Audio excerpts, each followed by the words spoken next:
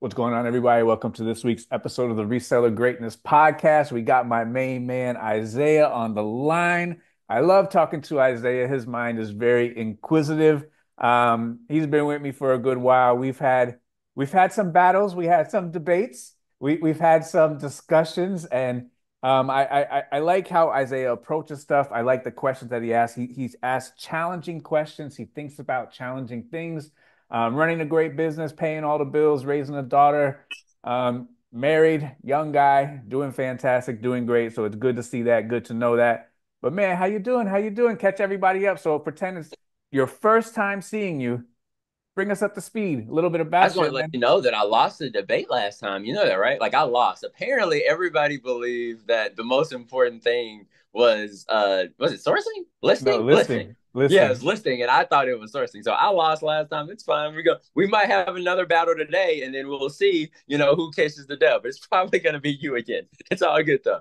So if you guys don't know who I am, my name's Isaiah. I've been part of the group for what now? Like 4 years, 5 years? I've been here, I've been in the mix for a really long time. And I sell shoes primarily. I've dabbled in a couple of other categories, but I primarily sell shoes at a lower price point than most people do. I tend to like hover between the $20 to $30 range for most of my shoes, so like an everyday value shoe seller. And that's what I do. Last year we did 198,000. Year before that we did 192 in sales. And this year it's honestly looking a little rough, Tech. Like it's not, we are not swinging the same way we were swinging last year. So I'm gonna have to have like a hardcore rally in the last 6 months in order to pull, off what we're looking for. But I at least want to hit 198 again, or at least Yeah, 200. Like you said last time, 200. Like being at 198 was embarrassing, dude. that's Like to not embarrassing. get the 198. Ooh. yeah, so we're gonna have to hard rally in the last 6 months. And what I think that looks like, this is not what we plan on talking about, but I'm gonna go ahead and hit We this real don't quick. have no plan. Isaiah says he's ready to cook, and I said let's not even talk about it before the podcast. And that's something that I do. I ask people, is there anything you don't want to talk about? Because some people don't want to talk about numbers. Maybe some people don't want to talk about personal stuff. I respect that. What don't you want to talk about? I'll keep it away from there. Most people say I'm open about everything, and then they go, I would like to talk about this, and I say, oh, tap the brakes. Let's start the recording. I don't want to leave the best conversation in the hallway. We got to put the best conversation right here. So Isaiah said he's ready to cook. I trust Isaiah. Bang, hit the recording.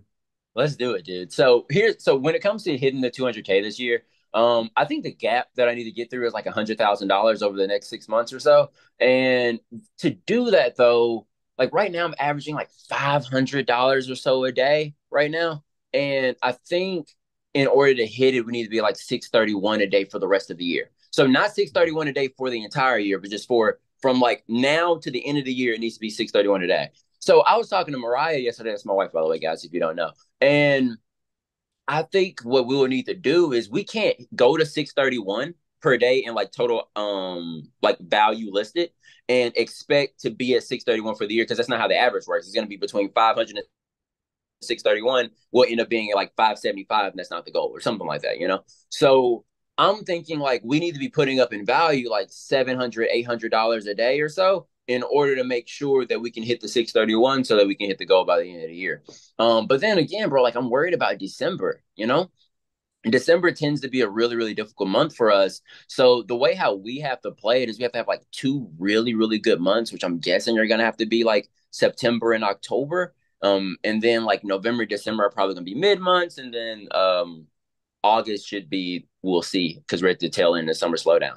But like that's what I'm thinking. I think if we can make that happen, it can work. And with October and November, I'm sorry, September and October, we can go really hard on like fall items, have like a bunch of like ankle boots, and because those sell like crazy during that period of time, as well as like boots in general, because they're going to have a higher ASP, and that might allow us to be a bit higher. But like, I really don't know. So let me ask you this first. Like, when it comes to December, like it's been years since like I've heard you guys talk about the fabled Q4, right? Like Q4 was supposed to be like moving, shaking, and popping. Everything's beautiful. People are like, oh my gosh, I can't get all these packages out. I don't know what's going on. But like for the last several years, Q4 has not been that. There Not has not come. been a scenario where everyone's like, hey, we're killing it. It's absolute. No, there are people that are like that. But in general, it's not the thing that, we've come to expect. So like, could you talk a little bit about what December used to be like, what November used to be like, and then kind of like what's kind of happened now? So there was a time, this was pre-COVID, where for my business, I noticed a noticeable spike after Thanksgiving until Christmas. And then there was about, I don't know, a week where it was a little bit of a lull, but then my business did very good January through tax time. That was kind of like my go-to time. But there was a spike right after Thanksgiving, not Black Friday because people went to Best Buy, kind of like that Cyber Monday through about 4 or 5 days before Christmas. Like we had a good solid 3 to 3.5 weeks where things were just rocking and rolling. Whether you sold brand new, whether you sold pre-owned, that was kind of like you worked all year in your eBay business for that 3 week period. And I remember, being involved in some communities, watching YouTube, being involved on Instagram. You would see the package photos. Like, I've never sold this many items, packages falling out of my car. You would see that. You would see people saying, I'm so overwhelmed. You would see people saying, my processes are breaking. I can't keep up with shipping, this and that, this and that. It was the kind of the same discussion when COVID hit and they started giving out the stimulus. In 2021, they were still giving out stimulus. That whole time, people were posting, packages are falling out of my car. My processes are breaking. I can't keep up. And then 2022, when the stimulus stopped coming, when the PPP loan stopped coming, all of that time, whenever that time frame stopped coming, we had the discussion around this time of year, and people were like, "What can I expect for Q4? What do I got to get ready for?" And you remember what I said? I said Q4 ain't coming. I don't Hmm. think Q4 is coming. And Q4 didn't come in 22 and it didn't come in 23. And if I had to put my cards on the table, I don't think Q4 is coming in 2024. Meaning we're not going to get that bump. We're not going to get people posting, I'm selling so much stuff that's bananas. And I think it has to do with the way the economy is shaping up. Like a lot of people, I know for us, like personally, like I have family, extended family, but we're not super close. Like my holiday shopping is like next to non-existent. I buy a couple things for my son, buy a thing or two for my wife, but that's it. So like I think a lot of people are also like after the shutdown, like maybe people grew apart and maybe you used to buy 20 gifts, maybe now you buy 10. Maybe you used to buy 20 gifts, now you buy five. Maybe you used to have money raining from the sky in the stimulus. Maybe you don't. Maybe groceries is catching up and instead of buying 50 gifts, we buy 15 gifts because we got to buy, pizza rolls and we got to buy broccoli and grilled cheese sandwiches and all this type of stuff. So I think like for a lot of people, it's hard. And I think that also like the demographic for people that shop on eBay, especially during the holidays, if you got it, you're going to the mall and buying brand new. If you got it. If you got it, you're buying brand new on eBay. The people that don't got it were the people that were looking for bargains on eBay under pre-owned. And then they would come in, still buy something nice, still buy pre-owned. And those are the people that don't got it. And those people that don't got it are our pre-owned people that we need for our business to thrive and survive. Because the people that got the money, they're not coming on eBay looking for pre-owned. They're going to buy brand new. So especially for a gift. So I think like all of that in combination, like I don't, if I had to place a bet, is Q4 coming or is not coming? I would say it's not coming. Another year is not coming. And of course, like this is for like we sell clothing and shoes. You know what I mean? Like there, if you're selling something else that might be more of a gift iPhones and kind of the iPhone, electronics and video electronics, like games. yeah, Absolutely. It's or a different accessories, story. things like that, that might be Yeah, different for them. absolutely. But for us, it just I just haven't really seen it, and most of the people that we talk to tend to be in those categories. So that means, to be fair, we probably have July, August, September, October, early portion of November and to like get all the money we want to make, and then we're gonna have to like power through the rest of November, December into January to May or whatever, where we're having the good sales. So how do you do that, dude? Like we're right now, like we're right now, we're in July. Like how do you set yourself up to have a really strong, tail end of Q3 and then a strong beginning to Q4? All right. Well, first and foremost, before I get into the next question, first and foremost, you know what it is. We got to be consistent. We got to make Yeah. sure we're listing every single day because the items we list today in July don't sell in July. We have a 90-day sell through, we have a 6 month sell through, whatever our business is, that's what we got. If we want to have a great Q3, Q4, that starts today. That don't start in Q3. You're not going to have a great Q4 if you start in Q3. You're not going to have a great Q4 if you start in Q4. You will have the best Q3 possible if you're starting today June, July, August. Buckle up, bloat up your store, bulk up your store. So that way, when the buyers do come, because there will be buyers, But is it going to be kind of like that hockey stick? No, but there will be more buyers ready to spend money, more willing to spend money. But bulking up your store starts June, July, August into September, October, November, December. We need to have the items there for the buyers. So also, and then the second part is, you've done eBay for a few years. You can look back historically on your graphs. The graphs don't lie. So from July to here on out, how is your graph? Do you see some peaks? Is it flat from here on out? Historically speaking, what do Every you see? month, every month is good except December. November is okay. December sucks. Like Why does every December year, fall off so hard for you? I don't really know. Maybe it's my product lines. I couldn't really tell you for sure. I Is just that the know same that for like Nina and them? Nina and Adam I, and them, same experience? I don't know for sure. I've never looked at Nina's like December sales to see if she's like cooking in December. But like every single year, ever since like 2021, usually December is going to be a slower month for me. But then January tends to pick up. And like there's a common phrase in the shoe call where we say like Q1 is our Q4. So I would Hmm. assume that December isn't too great for everyone else either. But I don't want to say like for Sure. certain this person's Q, yeah. Sure. And that's okay too. And it's good to know that that's going to happen so that way you can budget plan accordingly. So if the rest of your is it flat or does it increase and then go down in December?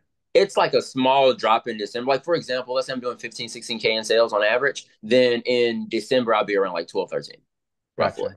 And then Yeah. So every it's not month from like, here on out, you're 15, yeah, 16 from here on out. exactly. Yeah. Okay. 15, So 16. And then I think my best month last year was July. I mean, it wasn't, it wasn't July this year, but last year it was July. And then like August, September are just a little bit below that, like barely. And it just depends on like product lines and stuff like that because it's going to be a lot easier for us to be moving the sandals and stuff like that in that season. But like even acquiring boots can be more difficult. It's easy to do it right. right now, but it's more difficult to do it in August, September, October. So, and just I don't live in an area that's like really, really boot centric. So, So someone who does have a lot of boots in their store are likely going to see a big boost in sales. And I know for like Nina, she crushes in August and September, like August, September, October, that period of time, because that's when she's able to move out a lot of boots, and where she lives, they're a lot more common.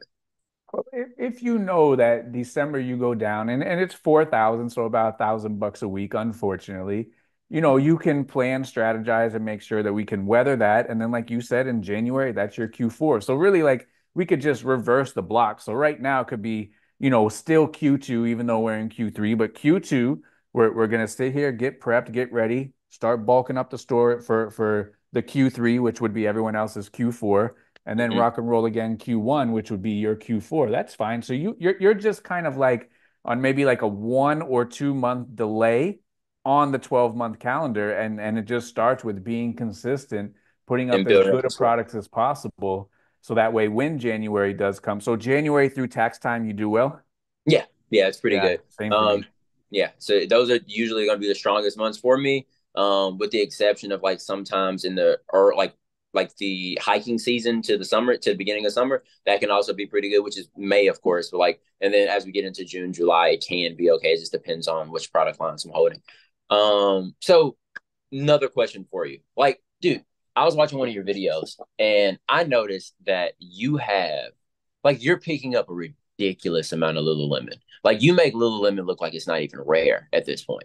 So my question for you is when because we were talking today about like other opportunities for sourcing and things like that. And someone said something along the lines of like you can get other people to go out and source for you, kind of like how tech has done, right? And I remember like when you brought those people on, you kind of like expanded the amount of items they could get, and it wasn't the same as what you were doing before you brought those people on.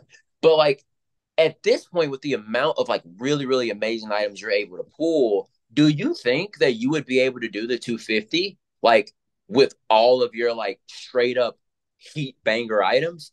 Where I know in the past you had the $50 ASP, you brought it down a little bit once you started doing the 250. Do you think that now with like the amount of like places that your fingers are in, do you think you could pull the 250 with that same ASP that you had previously, or is there other things that hold it back? So I would have to structure it differently. So Yeah, when I go out to the flea market, I'm not picking up no chump stuff. Everything is exactly. good. Like the ASP is going to be well over $30 on that stuff, and my cost of goods is $5 or less. every video you could put it on the board. Now, when I did have the people bring the stuff into me, like you said, maybe the quality decreased, but this is the tricky part. They were still bringing that stuff that you're seeing in the videos. The Mm. additional stuff was not as good as that, which brought the overall average sale price down, but also my average cost of goods went down compared to me going to the thrift stores. So I still always had that good stuff. There was just an additional section of the stuff that wasn't that good. So when I was doing 120 per day, it was the same kind of stuff that you see me at the flea market. The other 120 or so that I needed was some of it was that good, some of it was a tier less than that good, but none of it was mediocre or garbage.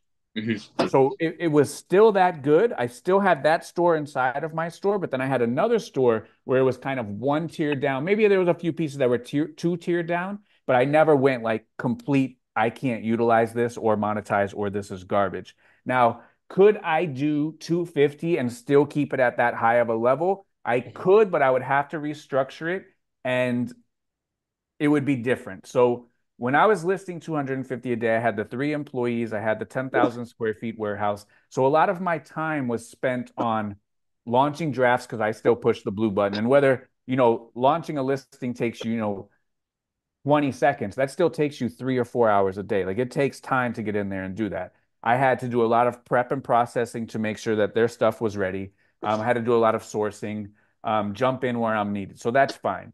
Now, if I, in addition to have the inventory come in, if I still stayed on the route and I still went to the flea market and I told them and I said, hey, instead of bringing me 1,000, you bring me 800, and I supplemented this person's stuff with 200 of my own, I would have supplemented that stuff that was a tier or two down with the stuff that they would have brought that was at their level or better. But that would be an entirely different dynamic because now I'm still on the route, still got to launch the drafts, still got to play puppeteer over here and make sure everything is moving. Could I have done it? Maybe.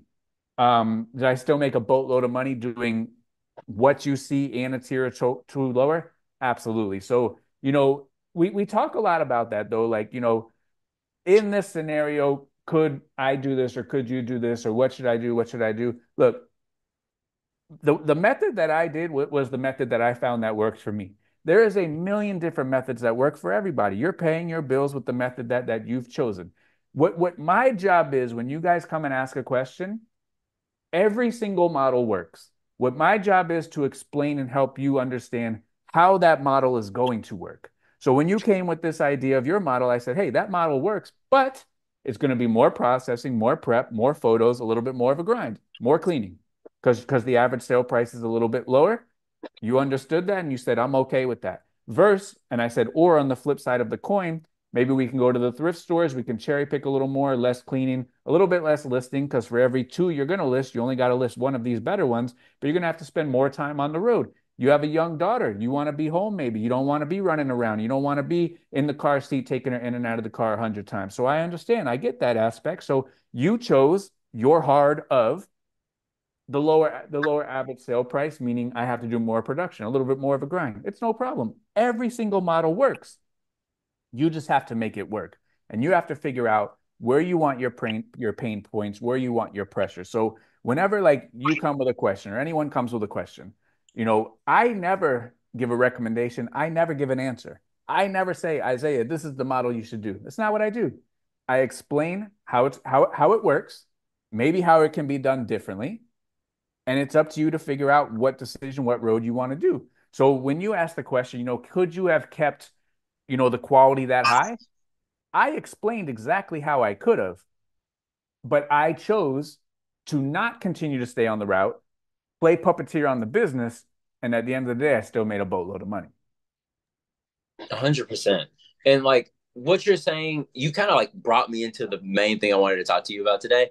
And that is, I was listening to a podcast and a guy was talking about like choosing your customer basically. And like in traditional business, you can kind of decide, hey, I want to fulfill these specific customers because they're the easiest and they pay me the most.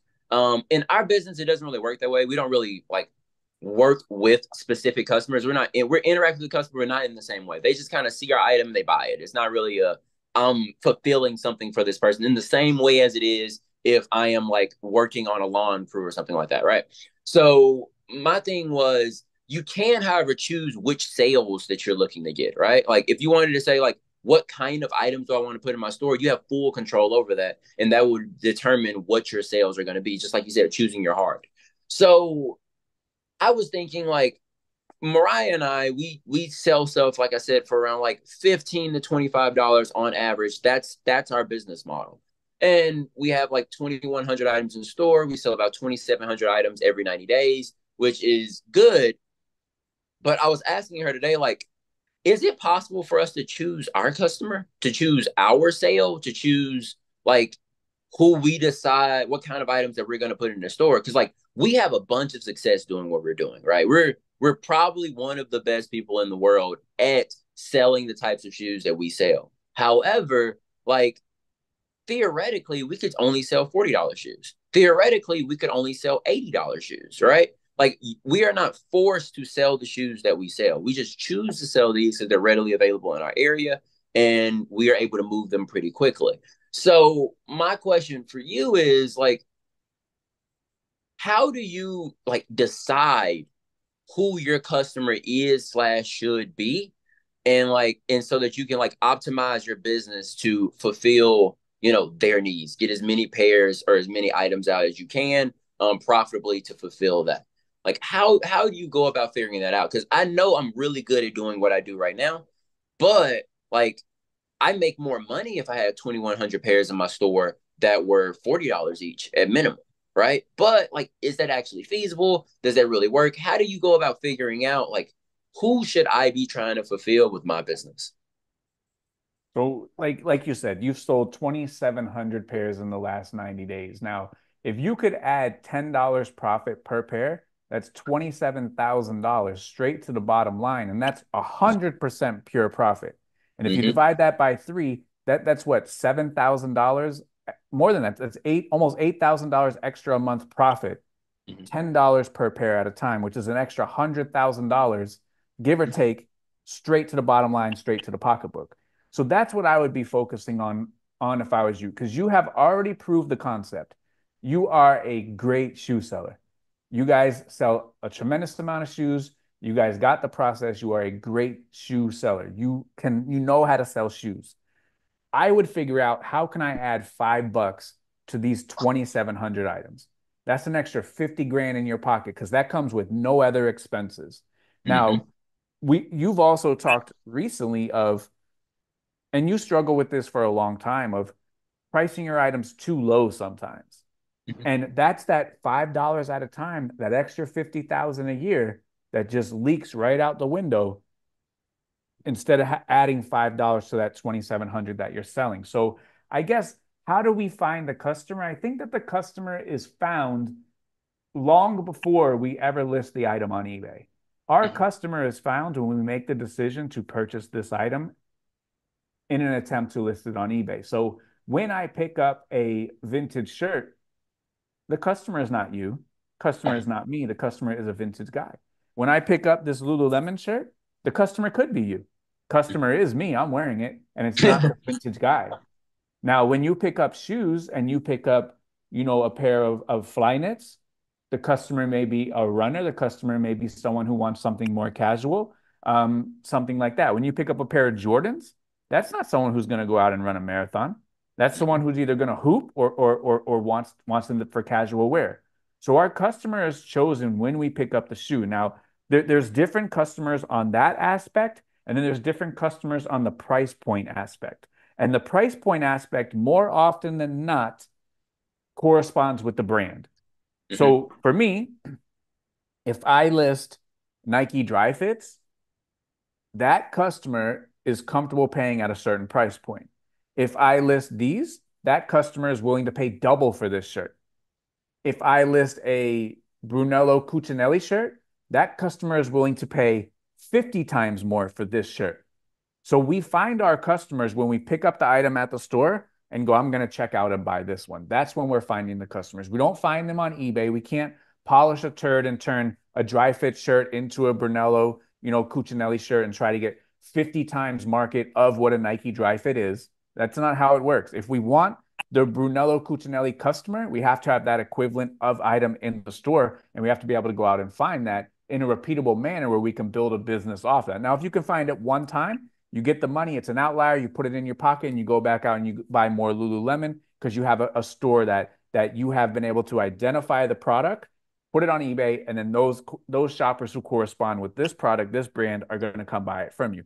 The buyers don't care who you are. It's not like a brick and mortar store. It's not like, BMW. When you think of a BMW shopper, that's different than a Kia shopper. A Kia shopper looks like me. A And BMW me. shopper My looks like first car you. was a Kia. A My first car BMW was a shopper Kia. looks like you, a fine posh man like you. You're a BMW guy. So when you think of these things, like there's different levels to what a BMW owner looks like, what a Bugatti or a Bugatti owner looks like, what a Jeep owner looks like. All of these people are different. They're different kind of customers. But if your local Kia dealership moved all the Kias out and then they put Mercedes Benz there, the Kia customers aren't going to go there. So it's not about the location of the item. The location of the item for us is eBay.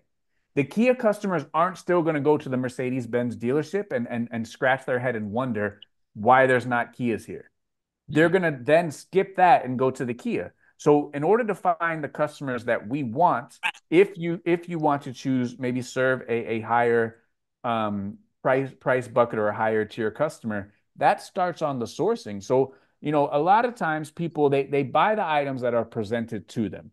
Mhm. Sometimes maybe you got to go somewhere else. Sometimes I maybe you buy got to the call items that somewhere are else. presented to me. So like we don't even got to talk about everyone else. We can talk about That's right. me Well, specifically, right? I So try to make like it generic. yeah, I know, but like it's gonna be more valuable for everybody if like us. We're talking, bro. It's That's you right. so like But a lot um of people do the same thing. A lot of people yeah, buy the items that are presented to them and yeah, try to find the best items. No, yes. try to get the best price. And from the best price, they try to find the best items at that price point.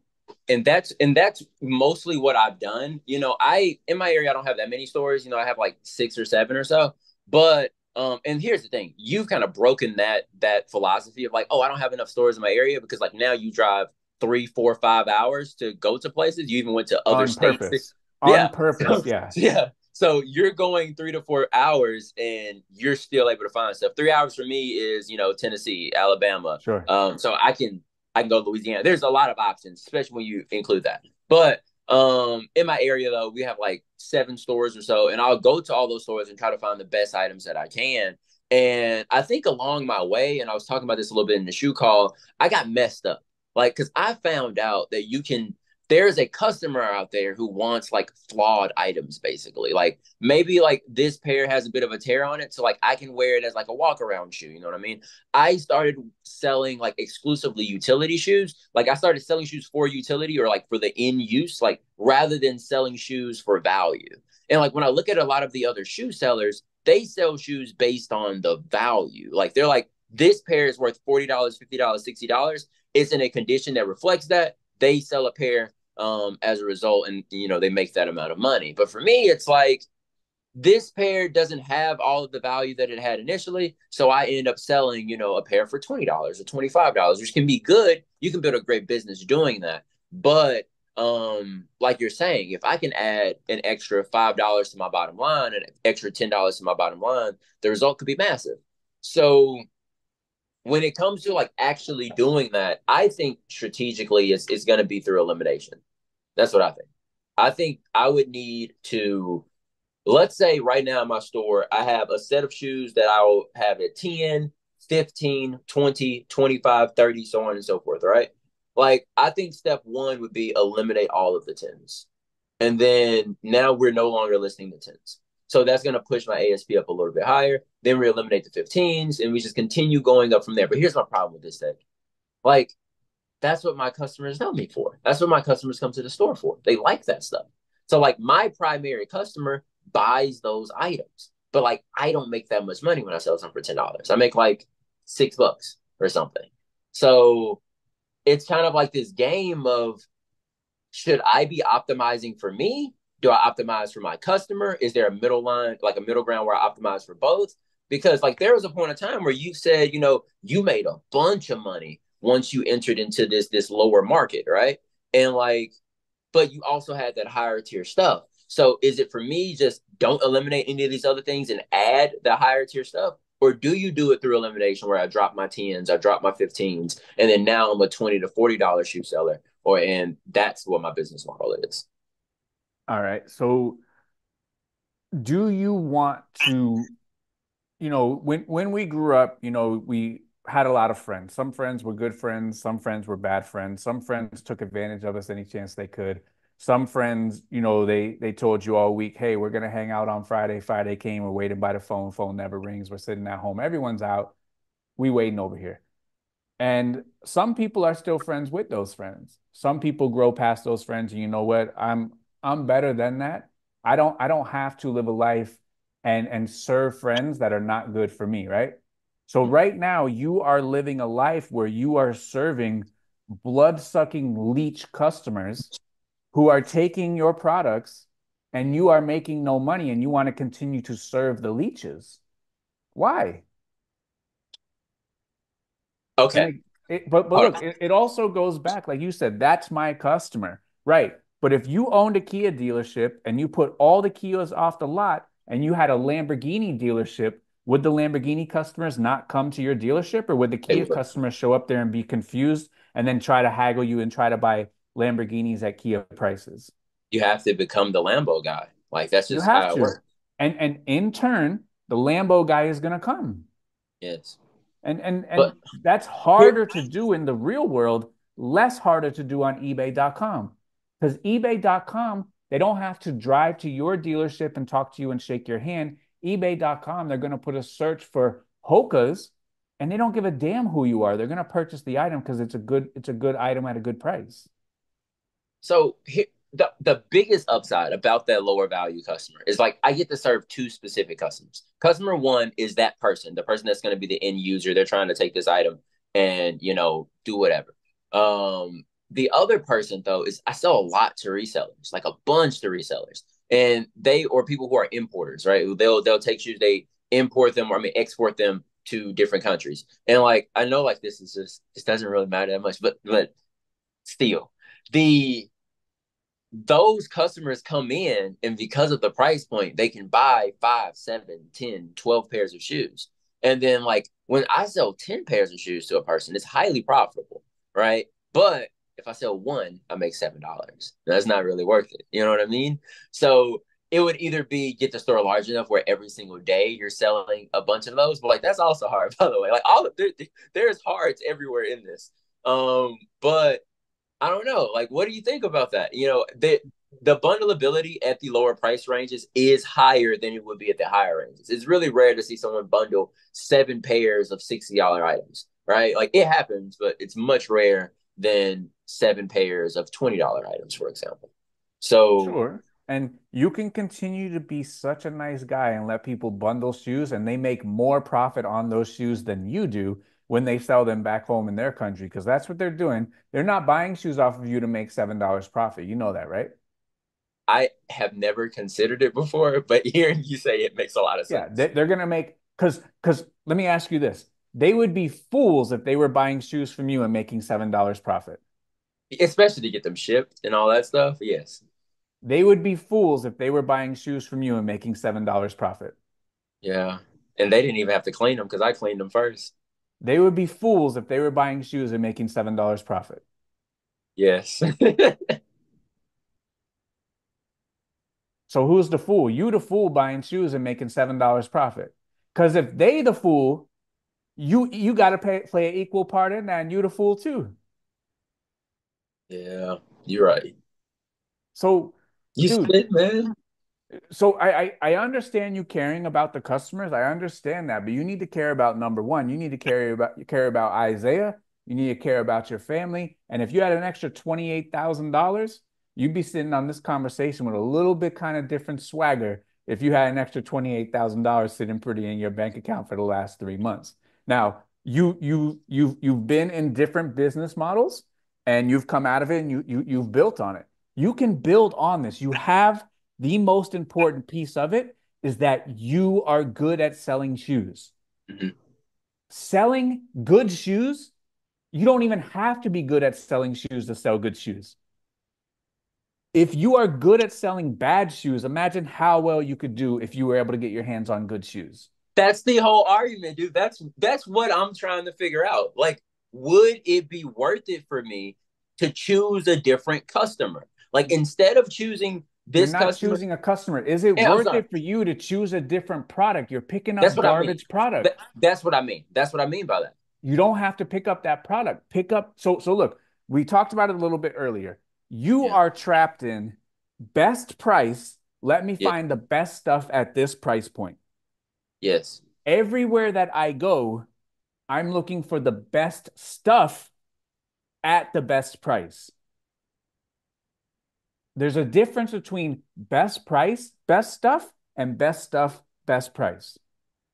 So I'm not you I'm not worried about the price. The price will be profitable. I need to find the best stuff at the most profitable price I can. If the price is not profitable, I have to walk.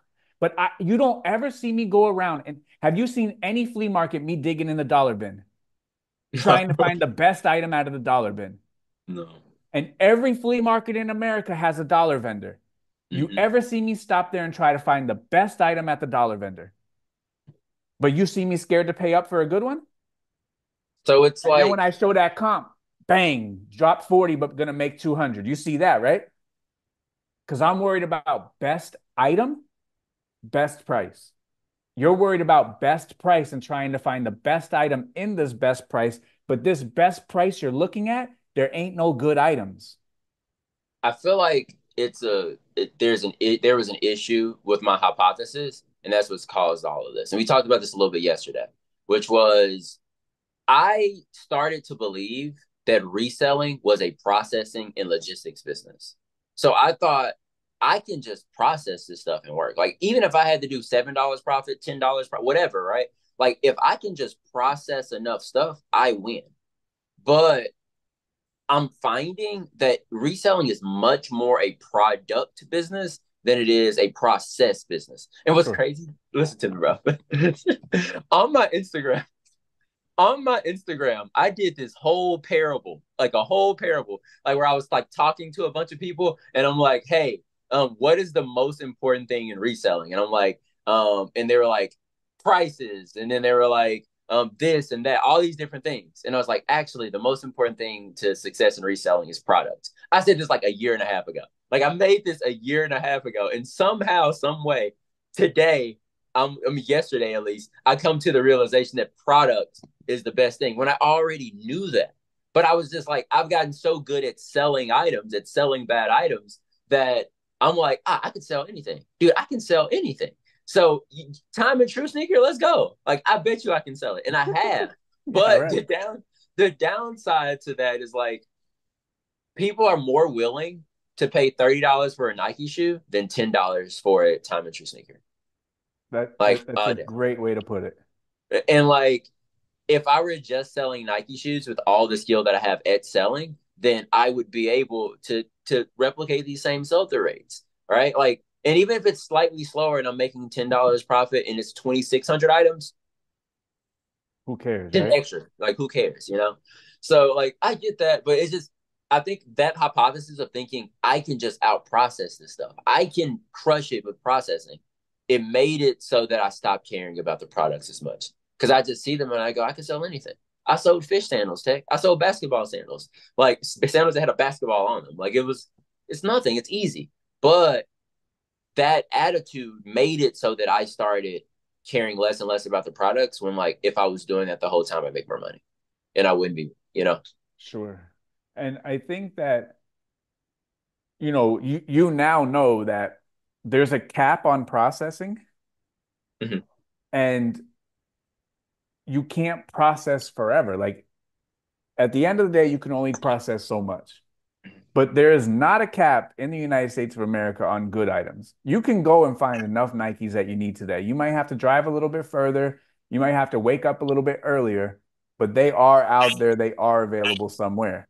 Whereas the processing, you'll never be able to get through that wall of processing. So then we talk about, you know what? Hey, I'm gonna build a whole process business. I'm gonna hire an employee. They're gonna come in and help me process. But at the end of the day, you never have enough money to get the employee to help you process. So then you go, okay, now I got this employee. They're gonna help me process. I'm gonna dig myself out of this, and we're gonna get another employee, and they're gonna help me process. And it's just that hamster wheel all over again, where you're not gonna be you're not gonna be as profitable as you want to be where you are. You're going to get an employee, and they're definitely not going to be as profitable as where you want to be there. You could do that two, three, four, five times, and it's going to be the same result every single day. So you remember a couple of weeks ago when I was in the hotel and I dropped that YouTube video, just a little chat, and I asked people, are you working on the business that you have? Or are you working on the business that you want?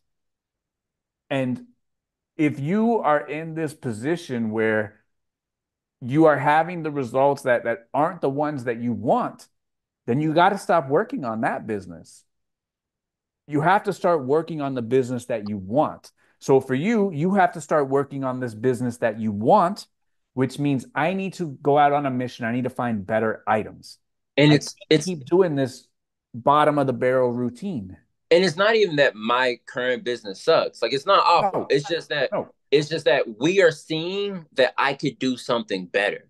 Like Yep. we are seeing with the amount of volume that I'm able to do, if I add $10 to this, I make significantly more money.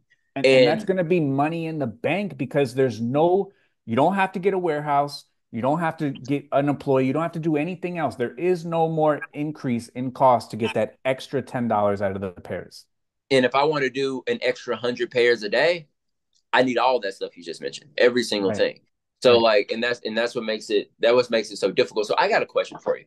Um, I don't think we've ever talked about this before, and I don't even know if I've had you answer this, but I got to figure out how to like put this in words. So in theory, you could have only $40 shoes, and also in theory, you could have 10,000 of them, right? Like there might be enough out there because like the number one shoe seller, their ASP is probably hovering somewhere in the 40s, somewhere Yeah, in there, either like yeah. mid 30s into the 40s, somewhere in there. So And they it's have what, 10,000 plus, 30,000? well over 10. They're like 20, 30,000 at least. Okay. So So, there is a way, however, a lot involved with that, but there is but a that way. They are out there. yeah, that's not my question though. So do you think that, and it relates back to what we were talking about, a profit based business versus a processing based business? If you were to focus on building a profit based business, can you use store size as your weapon, for lack of a better term, or your method in order to get the amount of profit that you're looking for per day? For example, if you have a slower sell through rate, right? You're not selling your items as quickly, but you sell them for more money, then can you just focus on increasing the store size in order to make the amount of money that you want? Like, let's say we got a 6 month sell through. I have 2,000 items in the store. That means that I sell all 2,000 of my items every 6 months, right? But if I want to, but it's not quite enough money. Is my method to increase my sell through or to increase my store size? Store Because size. I've talked to a lot of people and they've tried to figure out like how you go about increasing your sell through rate. But like it's so rare for me to hear people talk about how to increase their store size. And my question for you is like, what is your ideas around store size? You used to talk about a good bit in the past about like a 20,000 item store versus a 30,000 item store and so on and so forth. What's your ideas about increasing store size versus trying to increase your sell through? So increasing sell through, what is going to be the result of increasing sell through? Usually, for me at least, the only paths to increase sell through is going to be making the offer better. And There you that go. usually means that you're going to take less margin. That's right. There are other ways to do it. Of course, like if people's titles suck and they fix their titles, it'll increase your sell through, right? If your Well, listings we're suck, talking about a fully optimized store already. exactly, We already know what we're exactly, doing. So in order exactly. to increase sell through, and we already know what we're doing, there's one way and one way only. That's to bring the price down some kind of way, whether coupon offers, markdowns, increase promoted listings, whatever you're going to do is to decrease the profit margin. Now, I do talk about often is when we do find something that works, what do we Do have more. to do? We have to go out and find more of those items. That means increase the store size. So what we're doing is we're increasing our offer. We're not decreasing our price. It's, hey, Lululemon, Viari, Aloe, it's working great for me. Okay, it's working great. You're making $1,000 a week doing that. Great. Go out and find more. So you're going to go out and find more. You're going to maybe double the size of your store. And now you're going to be making $2,000 a week. Your price point's going to stay the same. You're going to list a little bit more per day. Your sell through is going to stay the same, but you're going to give yourself more exposure on eBay inside of these brands that don't work at the current price point. So when I had a store of 10,000, I did fine. But when I had a store at 20,000, I made way more money. You never heard me talk about I went from 10,000 to 20,000 and increased my sell through in order to make more money. No, sir, do not. So, but when I had 50,000 items, I increased my offer. I went out and got more of this brand because it did good, more of this brand because it did good. I didn't reinvent the wheel. I didn't, pull any trickery or try to decrease my price. Nope. I just expanded my offer more because, we have talked about this as well, is when for eBay, the algorithm comes down to all the things that we talk about. Title structure is great, price is great, number of keywords, item specifics, are you running a promotion, all the things that we talk about all the time. But you could have the best listing on eBay.com, and when you search for it, it may not show up today. That's just the way it goes. eBay is not, you have the best listing, you have the best price, you have best, best, best. No matter what, every single time you're number one in search. It's never like that. If you could have the best, best, best, best, and best, odds are on a percent basis, you should have more preferential treatment. And that's what it is. It's not you should be number one. No. So the way that the search is they share the distribution of impressions. So if you have Lululemon and you're doing great on it, you need more Lululemon to give yourself more exposure on the Lululemon search. So if someone searches Lululemon and there's 50 results, you have 15 slots. You increase your store, now you have 22 slots. You increase your store, now you have 32 slots. You increase your store, now you have 42 slots. And there becomes a point where the customers almost, they have to buy your item because of the sheer amount of shared impressions that you are getting on certain searches where there's really not a lot of choice for anybody else to get in there and get a sale. So if you have found that, XYZ brand is working really good for you, it's not, now let me decrease the price so I can sell more. No, it's keep doing it because it works really good for you and get more of it and do more of that. So if you're doing very good with a certain brand at 10 listings a day, do the same good with the same brand, but list 20 of those a day. Because you need to throw as many items at the search because it's shared. You need to throw as many items at the search in order for you to be able to sell more items. Just decreasing the price, enticing, is not going to guarantee sales, but getting eyeballs on more items. We go all the way back to 7 years ago, more hooks in the water. That's how you're going to make more sales. That conversation wasn't take your hook out of the water and put less bait on it. We didn't say that. It's more hooks in the water with the same kind of bait. And that's what we have to do. Change nothing price-wise, change nothing margin-wise, change nothing cost of goods-wise. If you can bring it down, great. But we change nothing with our margin.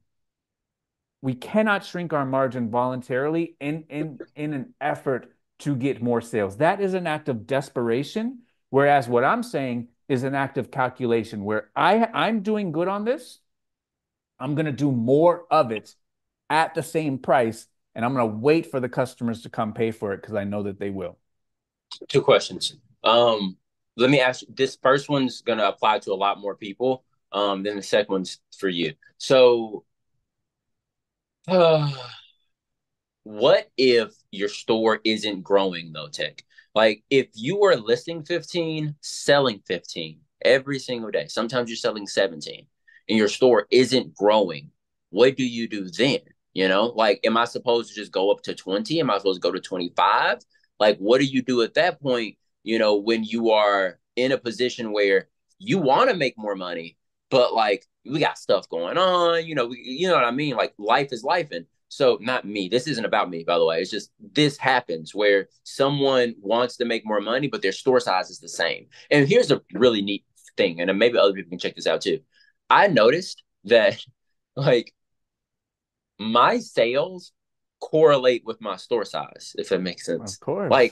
like, and I was wondering, like, how come my sales have been like basically the same for such a significant Store period of time? size has been the same. My store size has been the same for a significant period of time. So Right. like that's just a little thing I want people to like look at. If your sales are pretty similar to each other, like look at your store size and see, or look at your offering within your store because you could have the same store size, but you went from $18 items to $32 items, and now you might be off to the races. But even still, you get what I mean. Absolutely. So Mm-hmm. if your store size is the same and you want to make more money, like you said, you had the caveat of like, life goes on, everyone has things that you're absolutely right. But if we want to make more money, odds are we're going to have to do a little bit more. That's just how it goes. So like if you are selling 15, listing 15, hopefully you're making profit on those items and you can afford to go up to 18 a day or 20 a day or whatever you want to do. But we do have to increase that store size on the same kind of caliber of items. We don't have to decrease it. It's the same caliber. It's growing this way. Remember, it's never growing this way with margin. It's growing this way. We have to grow laterally. We can't grow like this down with our margin. How how long would you be selling 15 a day before you went up? Would you do it month one that starts to happen, or would you wait some time before you do it? I know there's not a perfect science. You can do whenever you want, No. technically. But like what makes sense to you, like when it comes to increasing those listings? What made you go So from 30 to 50, by the way? We could do that. well, it depends. So like when you're at 15, selling 15, your cost, let's say, you spend $5 per pair. What are we at? We're at $75 per pair on average per day. And if you're selling stuff and making a $20 profit, you're making what? $225 profit per day. Mm-hmm. You got plenty money in the bank to go to 20. So we need to get to the point where we are putting money into the bank account where our savings are good, our tax fund is good, our working capital is good, our safety fund, our emergency fund, all that stuff for personal and for business is good. Once those are good, once those are healthy, then it's a good opportunity to make that jump. Now, should we make the jump when that stuff isn't healthy? In my opinion, I wouldn't. I'm a big chicken. I like to be a little bit more conservative when it comes to that. But I want to make sure all of my accounts in the business are very healthy because as you grow, maybe when you go from 15 to 20, maybe you can stay in your house for a little while, but within 8 months, maybe you have to get a storage unit. So we need to have that in the budget. Maybe now you're going to have to go to more stores and maybe you're running less on time. Maybe you got to start hiring a neighbor, hiring your kid, or hiring someone part time for 20 hours a week. We got to have that in our budget because we're out here trying to expand and maybe go to 25. So we want to make sure that we have these things in our budget lined up for that when the time does come and we do want to take that step. Sometimes these step involves not only just a cost of goods increase, but maybe an infrastructure increase, whether a little bit of help, maybe a warehouse, maybe a storage unit, maybe more bins behind you. Those aren't cheap all the time. So like we want to make sure that everything infrastructure wise is going to be covered by the money that we do have in the bank. So that way, when we do make that transition, it's seamless because the infrastructure is already going to be set up for when the time comes. That's when I would do it. So the second question you alluded to it, and just in case people didn't see our last episode or the episode before that one, you were talking about scaling sideways Hmm. versus scaling down. That was going to be my second question to you. Like, if you're selling Lululemon or whatever, I don't know what the brand below Lululemon is. You know what it is, but like, do you start selling that in order to get your store size up, or is it just store size of those items, store size of the items that are getting you the bag? You're the items that hit those metrics. The items I hit the metrics. That's right. Yeah. So if the metric is spend $5, sell it for 25, it scales sideways, more $5 into 25. It doesn't matter what the brand is, in accordance with the sell through. So that's how everything is ran through the lens is this item hit the metric of $5 buy cost, $3 buy cost, $8 buy cost, whatever your buy cost is, into your desired profit? If it is it in your desired profit in your desired time frame? If it is, that's scaling sideways. If it's this item is more expensive, less margin, that's not scaling sideways. Now we're going this way. Is it it's the right buy cost, it's the right sell price, but it's going to take longer to sell. That's again scaling this way. So we can either decrease our profits and that's scaling this way, or we can decrease our sell through and that's scaling this way because we're going to have more money laid out. Larger store in a bad sense, because right now we're talking a larger store with the same metrics. We're Mm-hmm. not talking larger store just for the sake of a larger store.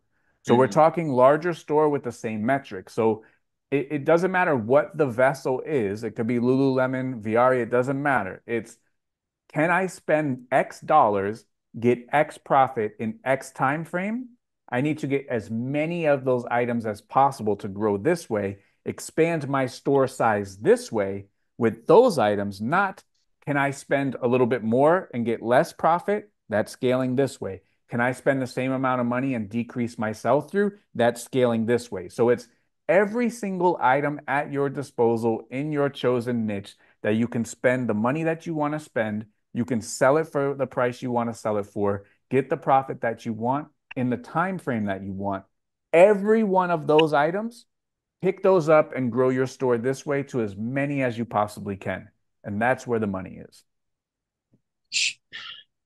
If I'm a person listening to this and I'm going like, I understand that, but like when I go to the store, I just pick up items that I think are going to sell for a lot of profit. But you mentioned like three different metrics in there. Like you wanted to make sure that it's hitting your profit range when it comes to your margins. You also want to make sure that it's hitting your sell through. But if you're not like evaluating sell through when it comes to your items, then like that is something that you would also have people do. Like set a Of metric course. for sell through and a metric for profit and stick to that as hard as you can. Say no to everything else, basically. Absolutely right. Now, the only difference is, and people get tripped up on this, is you can accept less profit if it's going to sell quickly. You Mm-hmm. can accept more profit if it's going to take a long time. So if you find a wrap tee from Tupac and it's a $500 shirt and it's $5, you can't go, oh, well, I listened to a podcast. I'm not supposed to pick this up because it's not going to sell in 90 days. No, no, no, Exactly. it's not what we're talking about. That could take 1 or 2 or 3 years to sell, and you're going to get the $500. That's fine. And we also can't say, well, this item's going to sell today, but I'm only going to make 15 instead of 20. That's fine too, because we work on an average, but every single item that you sell for 15, you have to offset that with a $25 sale price in order to get to that $20 that we're talking about. So everything is an average, it's all a blend, it's all a gumbo. And sometimes, you see something on the data and you're like, you know what, I can outperform this. Or sometimes you see something on the data and the data outperforms you. Because there's some brands that people pick up and they sell for crazy money that I've never had luck with. And those ones, hey, I can't do it. It's for them. But there's also stuff that people say, hey, I don't pick that up anymore. It's saturated, but it sells great for me. So inside of the metric, we also have like what works and what doesn't work for us. And then, we can make our decision based on that as well. So, and with this is so what we're saying is like basically 75, 80, 85% of your store should be these items that fit this specific metric. And then your outliers can be things that sell a little bit faster, things that, take a little bit longer to sell, so on and so forth. But you just said something. I got something for you, bro. All right. Isaiah theory time. And I don't know how much time we got left, but listen to me. Yesterday, we brought up the exact thing that you just said when you were talking about like there are some brands for other people that sell really well for you, but brands that people call saturated, you crush with those, right? Mhm. And my theory about that is I think it's a detail thing. Like the people who are like Robert Graham or Tommy Bahama sucks, I can't sell it.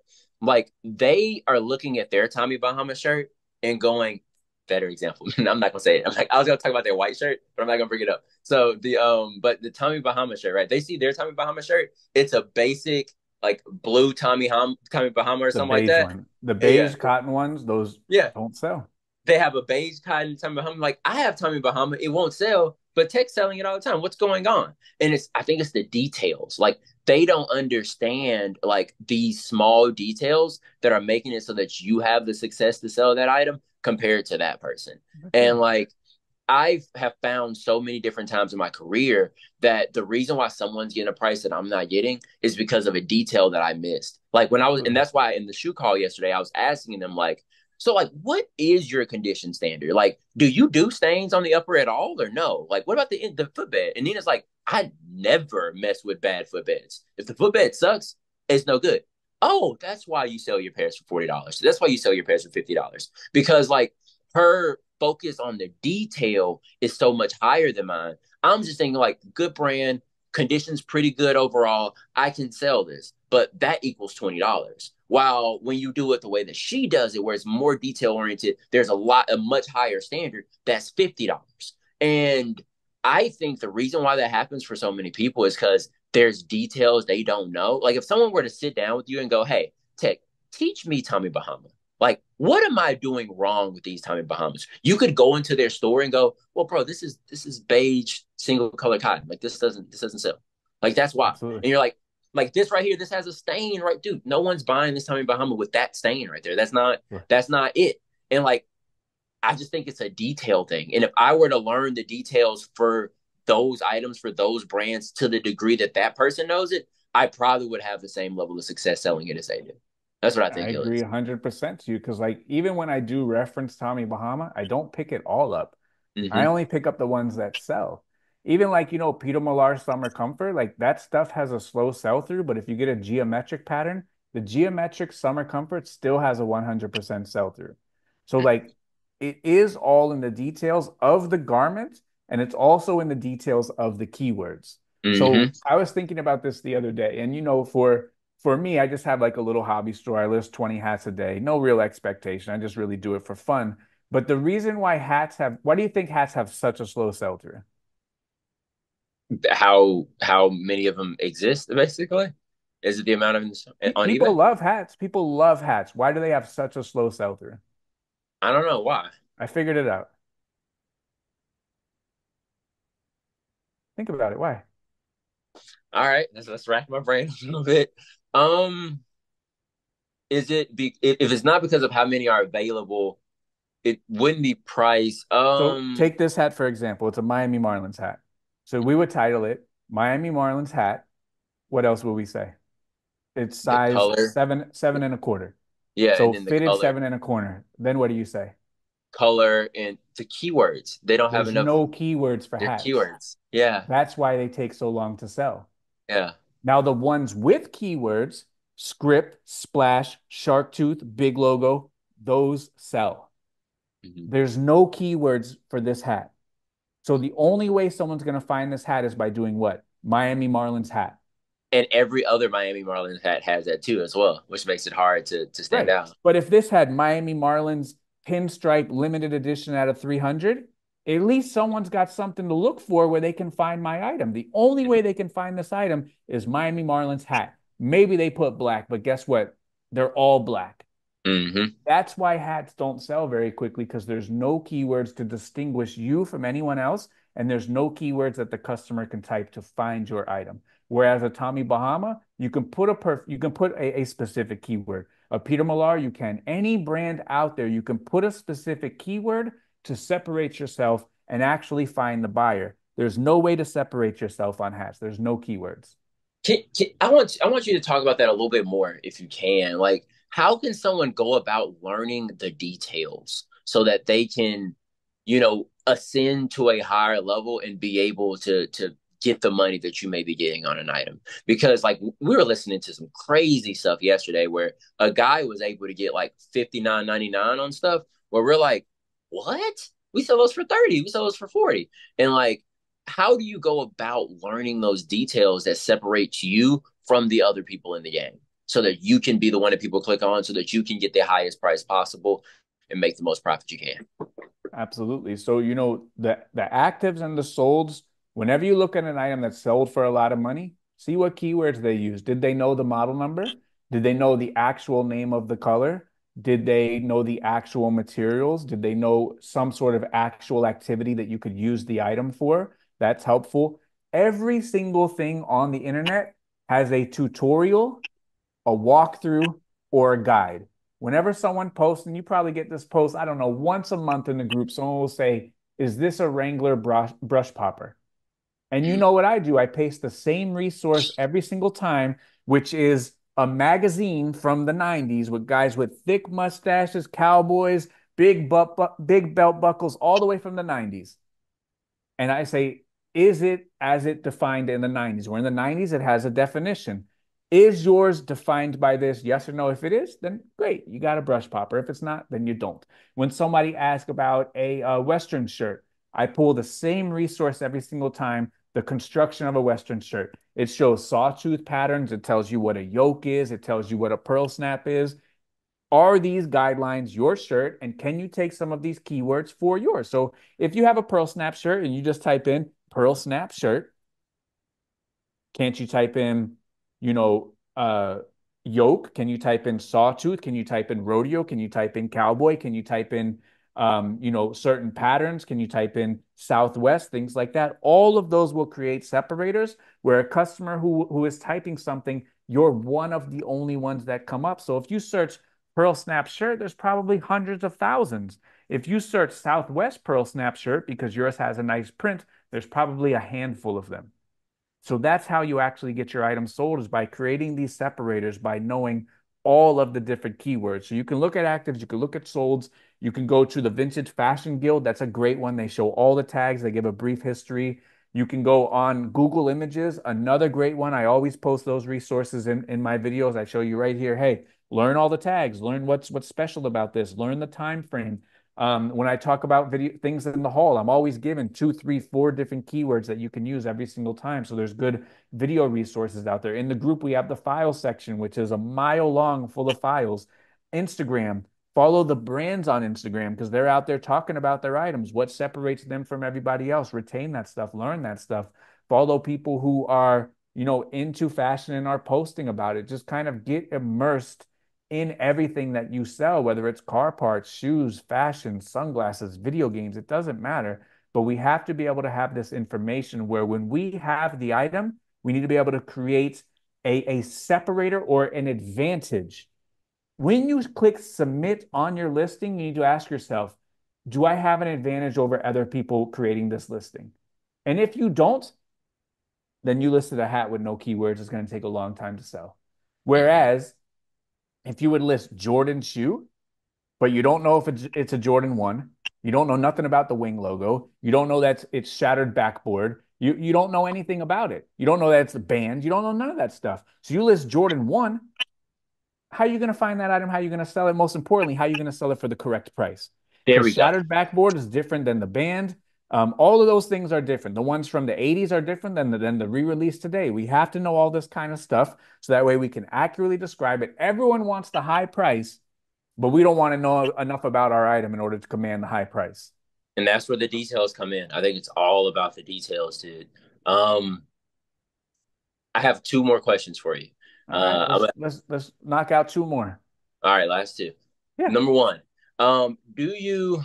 Oh man, when you said let's knock out two more, I forgot my question. So how do you go about if you get a new item to you, right? What is your process when it comes to a new item? First, when it comes to a new item in your when you run into it sourcing wise, and then also when you're getting ready to like list it and things of that nature. And more importantly, when it comes to pricing, or where do you tend to price when an item is new to you? So let's say I see something at the flea market, it's unfamiliar.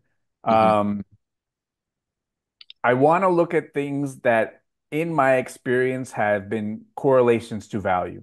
So I picked up an item this week and it said made in California. That's made in USA. It was a newer item. That's going to scream more expensive because labor and materials are more expensive in the United States than overseas. Maybe I want to take a second to look at this. The way that the tags are stitched on. For women's, they tack them by the top. Sometimes one of the tags going to be falling off. What does the tag look like?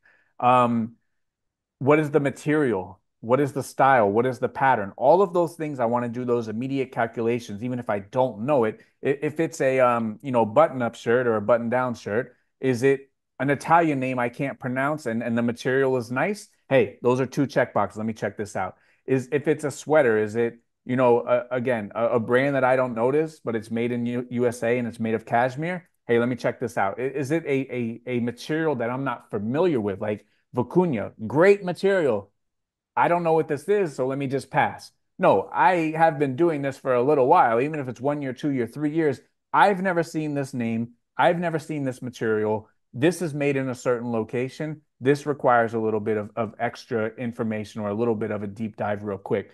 So I look at it, I would see the price, check the sell through if I was curious about that. But usually when you look at the actives, if it has a high actives on the first five or six or seven, I throw it in the cart. We're ready to rock and roll. Where if Hmm. it's $2, $3, $8, $12, I keep it pushing. Now, when I listed, I lean on the same things where, our pattern is going to be important.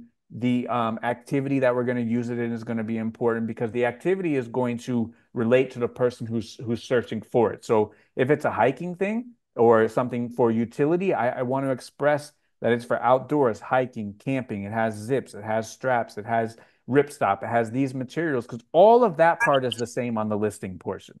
And then as far as pricing goes, I always like to be at market and ready and willing to accept an offer a little bit below market. But in order to do that, you have to allow yourself enough margin on the buy side. Yeah, I like that. I was I was thinking about when I get newer items, like would it be a bad idea to like price higher? Like rather, because normally I just let's say if the market's 35 to 45, let's say 35 to 50, like I'll price at 35 or 40 and then just like accept an offer at like, whatever, 28 to 30. But like I'm thinking like, what if you just price it at 50 and see what happens and just see what Yeah, happens? Well, if the absolutely. market's 50, you price it like 55, 59, something like that for the best offer. Yeah, But I like price at market. I'm willing to accept a little bit below market. But yeah, for you, your example was 35 to 50. You price at 35, accept 28. You're going half off. yeah, That's a little different. You're leaving some money on the table on those 2,600 items that you're going to sell in the next 90 days. exactly. So you're saying it you would rather me go 49, go 49.99 Have and see some what confidence in your product, man. yeah, and just see what happens. And on the other end of that, you're able to because that extra $10 profit right there, that's extending out into the other That's 2,700. right. Okay. And That at 49.99, the price bucket for me would be I would accept any offer 35 and up. hmm That's where I would be. So and if you see the market between 35 to 50, then that means you would be at that $50 and then accepting. 49.99 accept 35 and up. I see. So then Yep. if you get your offer is inside the market rather than my That's right. offer, which is below the market, and I'm losing $7, which is You're right. almost all profit. You're Yeah. you're you're putting $7 in the package and sending it in the mail to the customer. That's what you're doing. You took $7 out of your own pocket and you're going to ship it to the customer. I love that. I bet you a bunch of people who struggle with pricing are going to hear that and be like, you just got to have confidence in your item. And if you're Got to. worried, oh man, my items aren't going to sell fast enough. I'm going to have a 4 month sell through take. I'm going to have a 5 month sell through, a 6 month sell through. Like then it's going to take too long for it to sell if I Right? price But it that high. so how do we get confidence in the product? You have to We do it, know, man. but we know the sell through. Yeah. The data is there. This is a 90-day sell through item. I don't have to be desperate on it. You don't have to stress out until day 91. Like, and you don't even have to stress out on day 91 just because how averages work. Because some items are going to sell Right. in Because 30 some sell days. in one day. Yeah. So So like, that's why you don't have to worry. That's why you could be confident. Now, if you're not looking at the sell through, then absolutely, I have no idea. I'm going to take the first person that says something. If it's $1, I don't know. You may as well take it. But if you know this item on average is going to sell in 90 days and you get an offer on week 3, I got the time. I love that, dude. But like, I need the money though. You know what I mean? But that's desperation. Like, that's desperation. That I got to get this money right now. So I'm not willing to But wait. eBay ain't right now. eBay's in 3 months. Yeah, Every I like time we list an item on eBay, it ain't to get paid today. That's exactly. to get paid best case scenario in 3 months. If I want to get paid today, I can go cut somebody grass or something like that. Go cut You know? grass, go drive a Uber, go cut some Pizza Huts. I don't know, do something, Yeah, but eBay ain't money today. yeah, 100%. All right, last question. So it's pointed, but do you think that eBay success is luck? Yes or no? Absolutely not. Absolutely not. Absolutely not at all. I've never even heard someone say they got lucky on eBay. Have you heard that? No. But the way how I hear a lot of people talk about eBay, like, oh man, eBay isn't giving me my sale. eBay isn't this, they didn't bless me today. My store is turned off, whatever. Like it makes it sound like you have to be lucky in order to be successful on eBay. And No. I really wanted your perspective on that. Like, what percentage of eBay do you view as luck versus skill? Like, are people who are successful at eBay skilled sellers, and that's why they're doing that? Or either skilled at finding the products, skilled at something, and that's why they're making the money, or they just lucky. What's So happening? The earlier I woke up, the more places that I went, the more skills that I acquired, the more consistent I became, the luckier I've gotten on eBay. Yep. So you're basically saying the better you were, the luckier you were, The basically. better I were and the more opportunities that I gave myself, the luckier that I got. Yeah. That makes sense to me, dude. Because I said something to you yesterday where I was like, man, my sales have fallen, dude. Like they're not as high as they normally are. I'm like hovering around like 14K. And like I said, I'm normally like 16, 17. And I was like, but you know what? Like maybe what's happened is that I have given eBay a store that equates to $13,000 in sales, That's right. $14,000 in sales. That's right. Like I didn't give eBay a store that equal you didn't do 15K one day. Like you didn't like when you're doing 250 a day with the 50,000 item store, you didn't just wake up one month and was like, oh Never. man, sales are so slow. We're doing 14, 15K. What's happening? Like Nope. that never happened because Nope. you gave eBay a store that equaled the amount of results that you got out. So it's Right. just like accepting the level that we're at. And we're like, hey, what I'm giving eBay right now equals this amount in sales. If I want to make more, I got to do more. I got to Right. go further. And And as long, go it's ahead. very easy. If today your store is 13,000 and next month you came up on a pair of Nike Air Mags from Back to the Future, they're worth $100,000. Mm-hmm. Next month you would sell 113,000. And once those Nike Air Mags are gone, what are you going to sell? 13,000. Exactly. So 100%.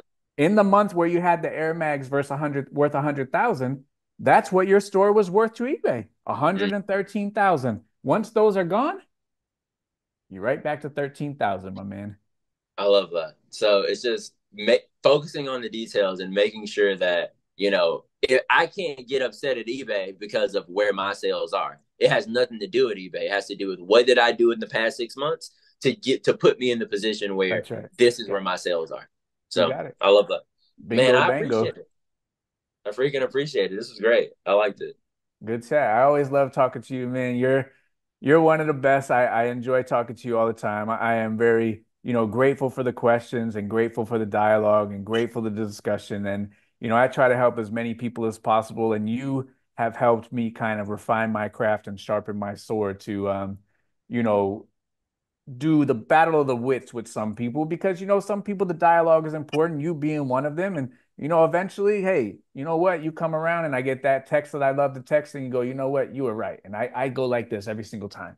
I think I said it like 3 times yesterday. Unfortunately, no Yes. matter how badly I like, because I'm on like a mission to be like, I'm gonna make a business model different than Tech's business model entirely, and like But it he's doesn't gonna, have to be my model. you know, It's the same but like, philosophies though. but yeah, I get that, but like, I want to be like, bro, I want to do something so different that you see it and you're like, whoa, I No, can't believe he's making no, money it's doing just two. it's buy good items for a good price and do that a lot. That's all you got to do. And Yeah, just I'm like, list but every but day. but That's it. yeah, but let me do it with auctions tech. Let me do it with this. Like I'm like, just I want to do it some other way.